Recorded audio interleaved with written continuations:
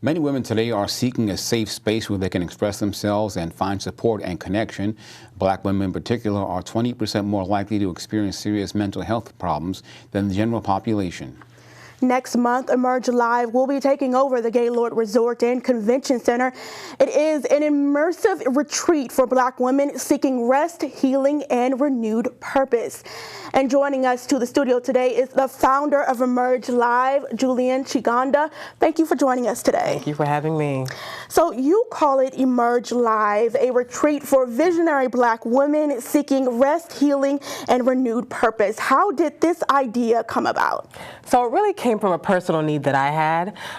In 2022, I attended 6 funerals.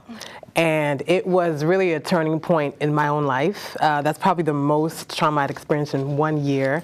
And as I was coming out of it and doing the work to heal and just get back to a place of having peace and joy in my life, as I was talking to women in my circle and finding out they were going through the same thing, but in isolation.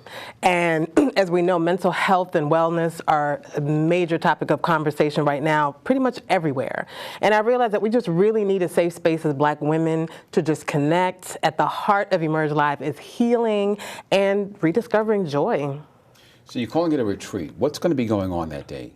So we have it divided into really 2 parts. We have personal and professional development because we recognize that as much as we love to live on purpose and do our work, it's really hard to show up fully and fulfilled if personally you're having all of these unresolved challenges and not a space where you can really handle and deal with those things and really just connect with other women who are on a similar journey. So we have everything from a healing sound bath session, we have African dance. We have incredible speakers and dynamic presenters who are really going to be having interactive sessions and engaging the women in really just learning how to find purpose in their own lives again and take all of the things that they learn and just become a different and a better person once they leave. Because our goal is for every woman to leave there different than how they came.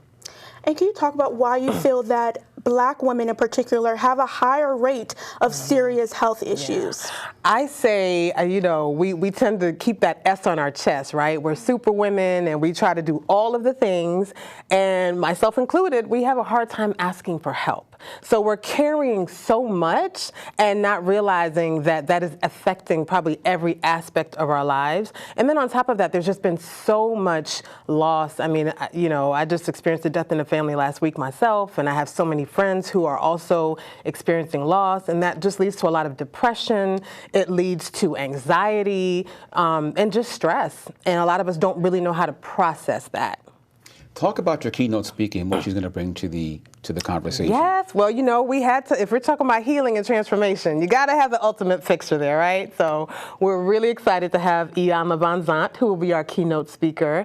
And everybody knows about Iyanla fixing your life, right? So she'll definitely be bringing, I think, everything she has to pour into our audience. And then we also have some other really incredible speakers that are going to be speaking on everything from imposter syndrome to communicating how to get what you want and you deserve in your own life, as well as the importance of knowing who you really are and your personal identity. So we're really covering, I think, a lot of the things that the women in our community have been talking about, the challenges that they have, and providing a space where they can actually, it's an interactive experience. You're not going to have just people talking at you and to you, but you're actually going to be, I think it's Iyanla who said, participating in your own rescue.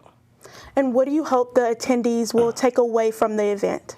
I think the biggest thing is just understanding that you don't have to go through this journey by yourself. So connection is a huge part of how we are organizing the event. And I think the other thing is just knowing that, when it comes to your healing, it requires you to do multiple things. It's not just one thing that's going to get you to a place of peace and joy again. It requires a number of different things. And so that's why we have so many different types of experiences that we will be incorporating into this incredible space.